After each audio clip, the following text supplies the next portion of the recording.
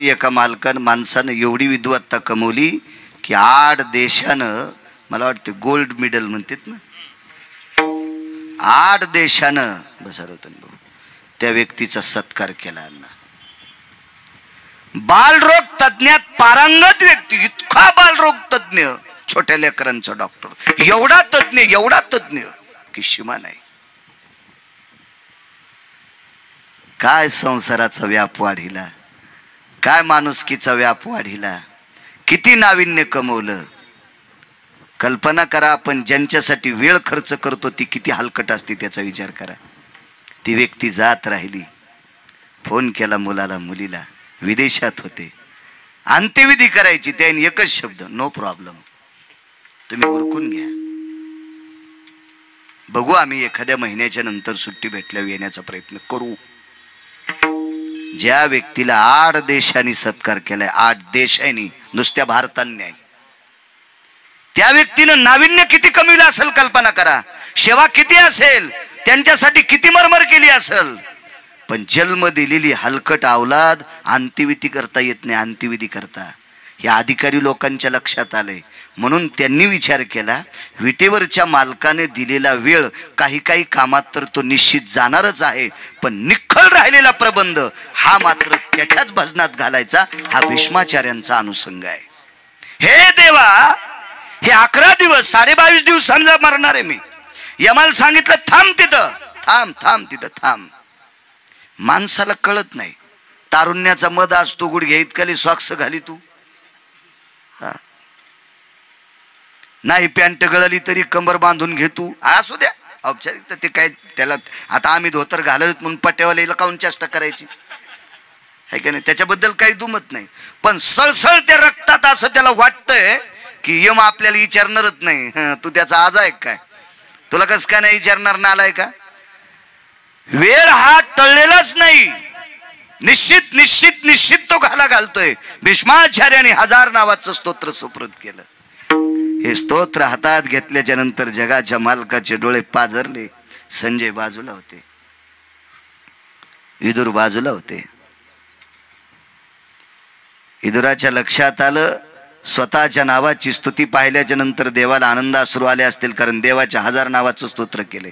देवाला असं वाटलं असावं की माझी स्तुती केली याच्यामध्ये, म्हणून देवाला आनंदाश्रू आले असावा, असं मत संजयाचं होतं. संजय त्या परीक्षेत नापास.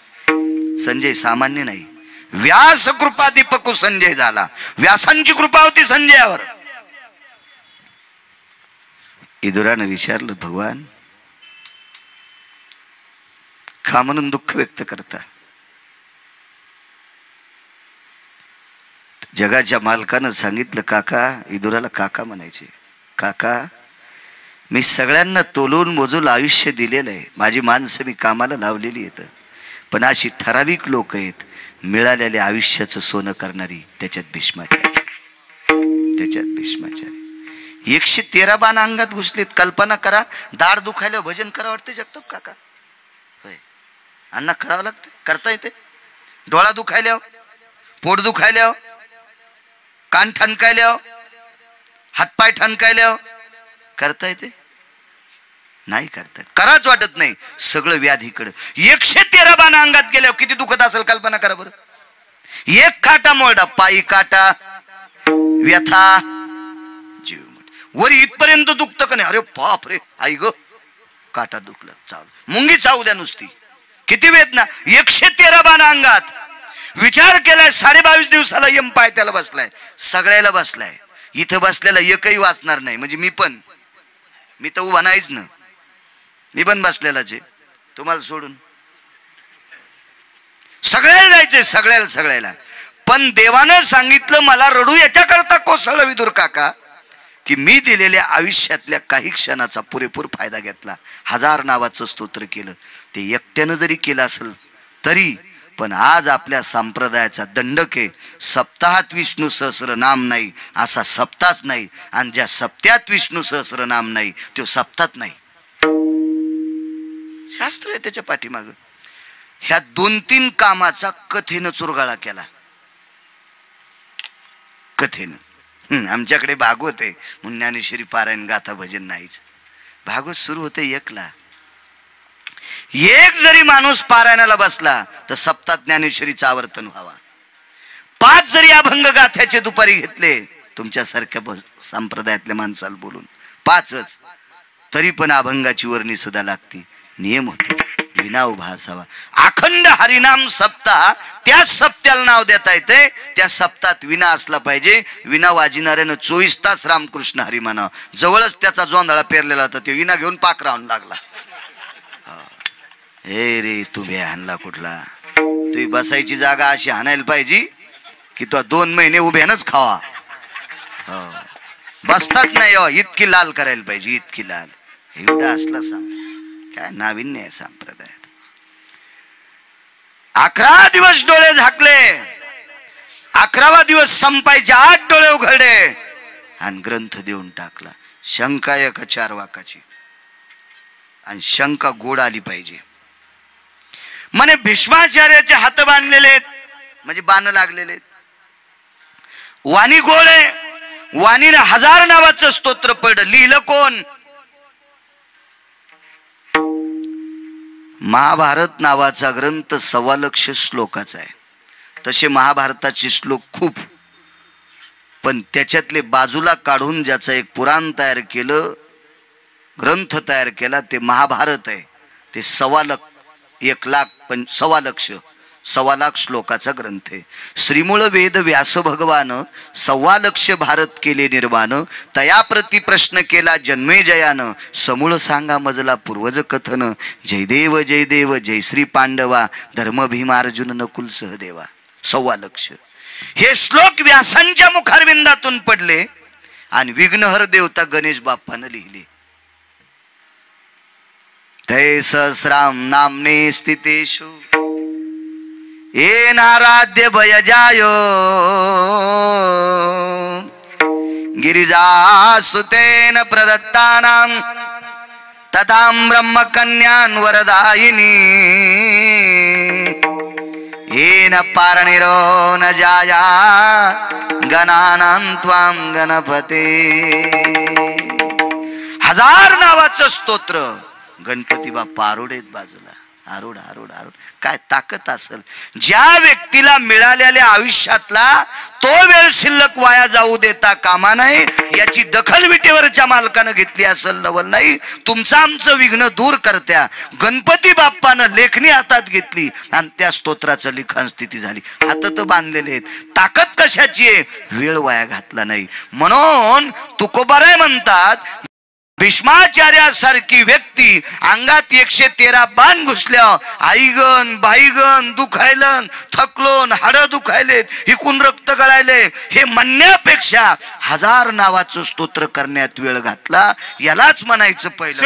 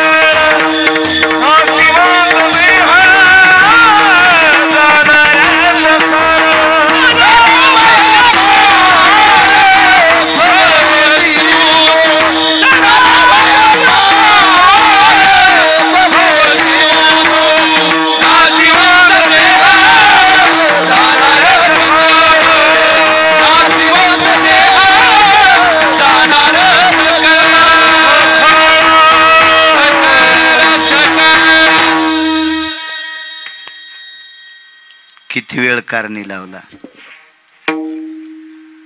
कर्णाला शेवटचं 2.5 मिनिटाचं आयुष्य शिल्लक होतं, फक्त 2.5 मिनिटाचं. अधिकारी कर्ण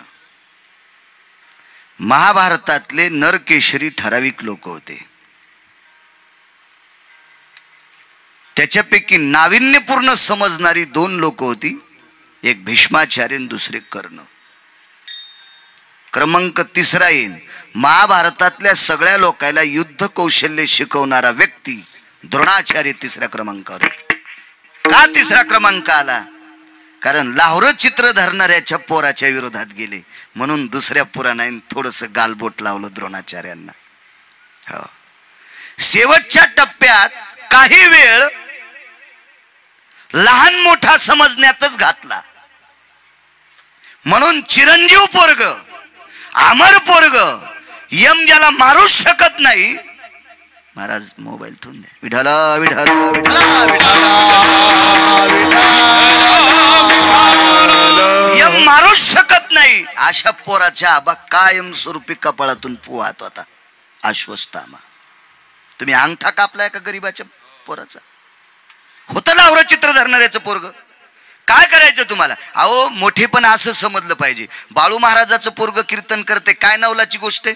सारा महाराज चापलाय त्याच्या बापानं.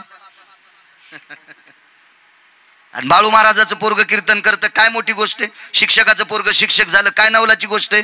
कलेक्टरचं पोरग तहसीलदार झालं, काय नवलाची गोष्ट आहे? दारू पिणाऱ्याचं पोरग महाराज झालं, त्याची पाठ थापतिली पाहिजे. पाठ. ऊस तोडणाऱ्याचं पोरग कलेक्टर झालं, त्याच्या माय बापाच्या पाया पडलं पाहिजे. काय पोरग रत्न जन्माला घातले. अर्जुन धनुर्धारी व्हा, काय नवलाची गोष्ट आहे? अहो विश्व ज्याच्या ताब्यात आहे त्याला जगाचा बाप म्हणतात. झाडाचं पान ज्याच्या सत्तेशिव हालत नाही असा जगाचा बाप स्वतःची बहीण त्याला देऊन टाकतोय. भावान सोयरीक दुसऱ्या सोबत केली, याला संन्यासी केलं आणि बहीण चोरून न्यायला लावली. तो आज संन्यासी होनी जनी, चोरून नेली माझी भगिनी. यानंच भगवे कपडे घातले त्याला आणि मी म्हणला आमची ताई पळून. असं मी सांगतो का? हे मी लिहिलं का अण्णा? शास पुराणे पुराणे पुराणे पुराणे. त्या अर्थी अर्जुन अधिकारी किती असेल कल्पना करा ना. तो परंपरेतला व्यक्ती आहे ना. मग त्या अर्जुनाला शिकवणारे मी. इथं द्रोणाचार्याला थोडस, द्रोणाचार्याला वाईट म्हणायची माहिती आहे की नाही? हा नाही नाही. सकाळी सकाळी द्रोणाचार्यांचे पाटे ब्राह्मीण मुहूर्ता द्रोण प्रवास जायते त्रिनाशदिनत्रय भया. सकाळी ब्राह्मी मुहूर्तावर स्नान केल्याच्या नंतर 11 वेळा द्रोणाचार्याचं नाव घेतल्याच्या नंतर अनिष्टो भय व्याप्ती जना 3 दिवसाचं पाप संपत असते. पण तुम्ही म्हणताल कोणते पाप? खिशा आणताना पुन्हा द्रोणाचं नाव घेताना. असं कसं होईल? यम इथून कापीन ना आपल्याला. काही काही ठराविक पाप आहेत, कळत नकळत झालेली पाप संपत असतात. नाही तर माणसं तेच पुरा. बाळू महाराज म्हणले आता काहीच हरकत नाही, आपण मस्त दोघं दुसऱ्याचे बैल चोरू. हा. आणि सकाळी आंघोळ करून द्रोणाचार्याचं नाव घेऊ, असं नसते होत.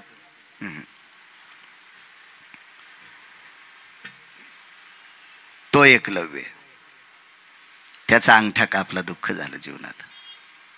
म्हणून 3रा क्रमांक द्रोणाचार्याला.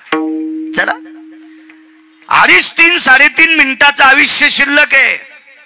त्या काळामध्ये एक महाराज आलाय. इथं बसलेल्या सगळ्या सज्जनांना सांगतो, ते दिसायला महाराज होतं पण महाराज नव्हतं. ते पंढरपुरातला मालक होता. याला भारतीय युद्धातला नरकेशरी म्हणतात, भारतीय युद्धातला शुभ म्हणतात. युद्ध करण्यातला, युद्ध कौशल्यातला, मानवातला शुभ आहे. मग हा शुभ आयुष्य जोपासण्याच्या पाठीमागे किती तत्पर आहे हे तपासायचं होतं. पंढरपुरातल्या मालकाला तपासायचं होतं.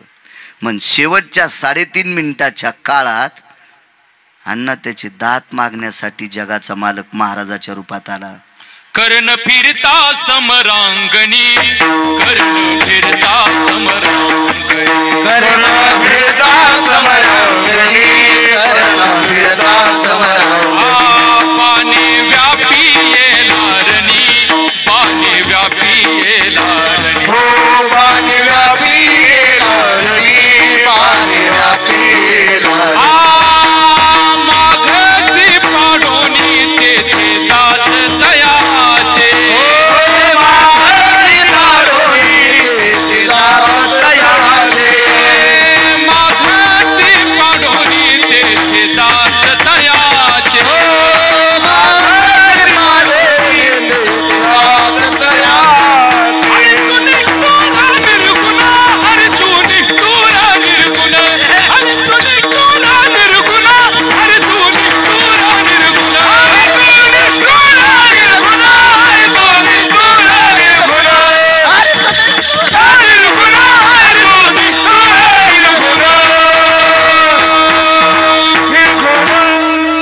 सोन्याचे दात कर्णाला. आता लोक म्हणतात ही ज्ञान पुढे गेले. मी दोन्ही गोष्टी सांगतो तुम्हाला. सोन्याचे दात उपजता नसते असं जर कोणी म्हणत असेल तर 10,000 वर्षापूर्वी दात बसणारा डॉक्टर होता, हे तर मानावंच लागेल ना. हे कुठे आहे का नाही. आणि मग 10,000 वर्षापूर्वी दात बसणारा डॉक्टर नव्हता तर कर्णाला दात उपजता सोन्याचे होते, हे मान्य करावं लागेल.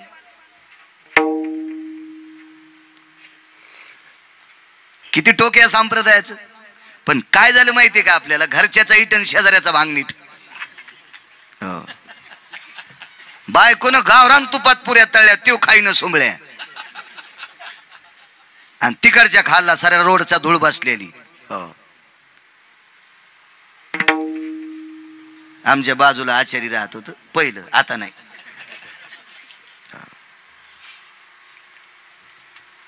या म्हणला महाराज तिकडे गप्पा करायला गेलो, 7-8 वर्षापूर्वीची गोष्ट आहे.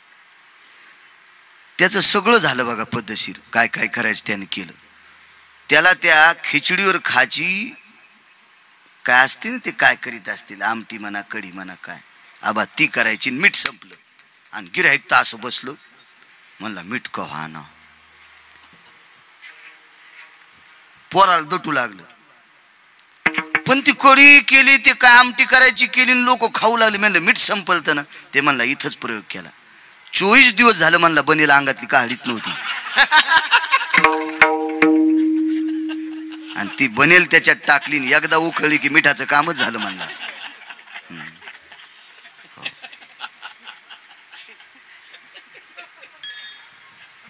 आणि गावरान तुपातल्या पुऱ्या खाईनं आणि बनेल उकळलेली आमटी खालाय तिथं, काय झकात झाली. म्हणला वा रे आमटी आहे. चांगल्या वड्यात दाबायला पाहिजे, ते हंजेशी बी घालायला पाहिजे. नालायकाचं कळस आणला कुठला.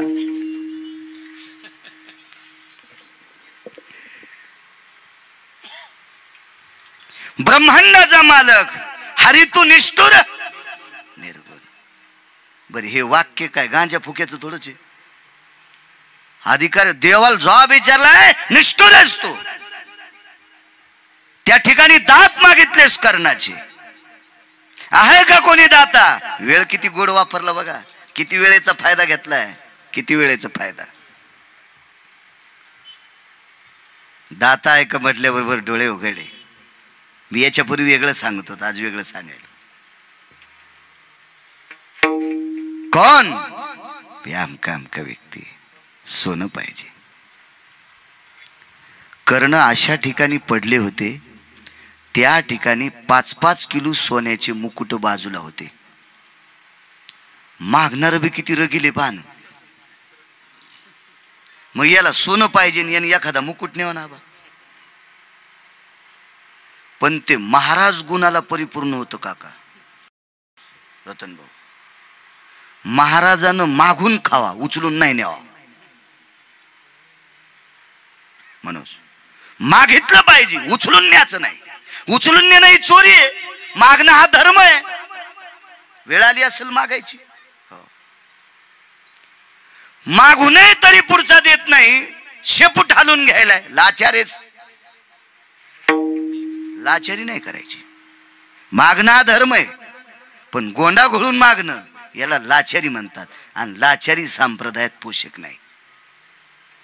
भिक्षां देहि मा, श्रद्धेनं तिनं मुठभर दिलंय, त्या श्रद्धेनं घेऊन घरी जाय. तिनं पुन्हा म्हणला 2 पायल्या गहू दे. लाचारेच.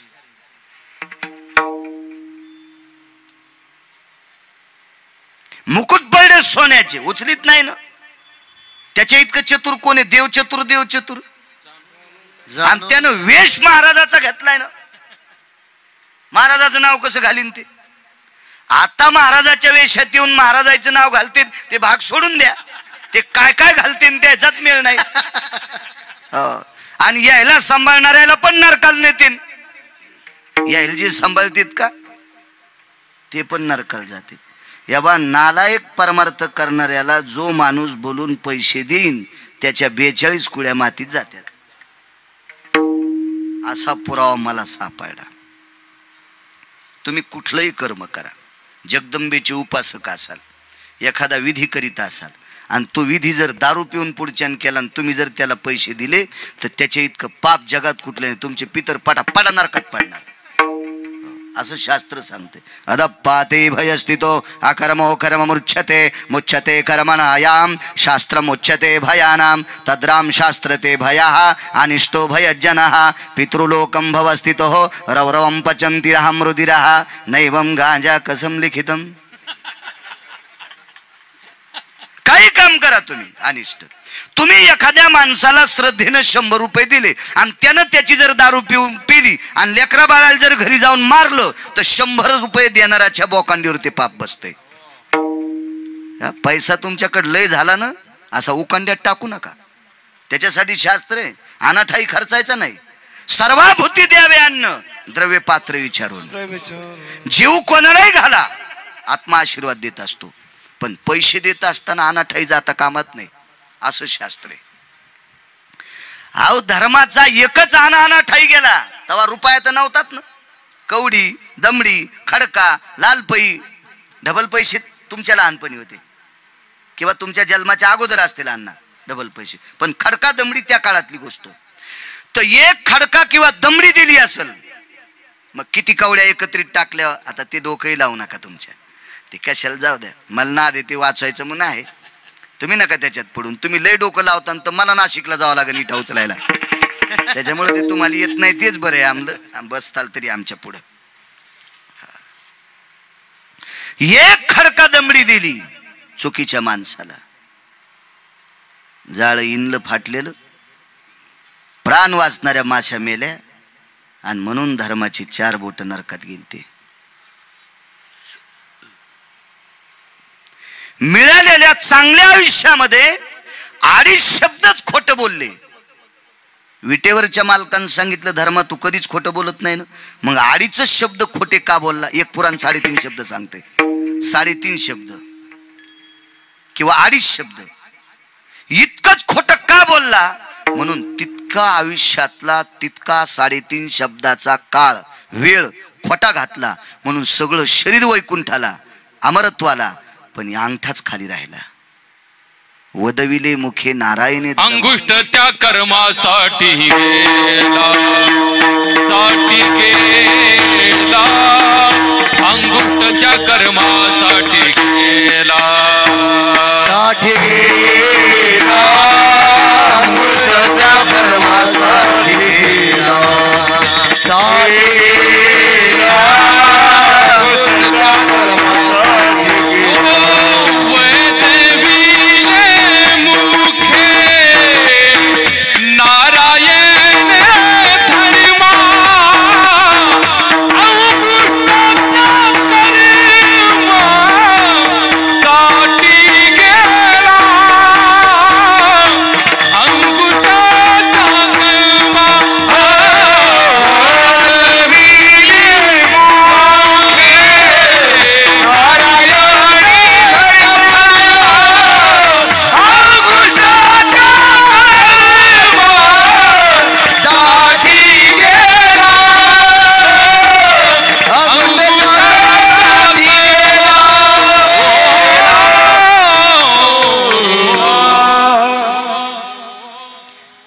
शास्त्राच्या प्रणालीचा पुरावा सिद्धांत किती गोडी लक्षात घ्या. खोटं बोलायला लावलं कोणी येणच. वदविले मुखे नारायणे धर्मा. धर्माच्या मुखातून नारायणाने खोटं वदवलं म्हणून भजन करणाऱ्याला दिल्लीची गादी भेटली. हे झाली फलश्रुती. पण नारायणाचं ऐकून खोटं बोललेल्या धर्माला अंगठा खाली सोडावा लागला. ही झाली पापाची परिस्थिती. तुम्हाला सांगतो कर्म चुकल्याच्या नंतर मिळालेल्या वेळामध्ये वायफट ठिकाणी घातलेले क्षण देवाच्या बापाला सुद्धा चुकले नाही. 7व्या अवतारात जगाचा मालक प्रभू रामचंद्र या अवतारात आला पण तिथं 2 कामं चुकले. त्या कामामुळं जगाच्या मालकाला बिना चपलाचं 14 वर्ष 22 दिवस फिरावं लागलं. कर्मे श्रीराम वनवास केला. कर्मे श्रीराम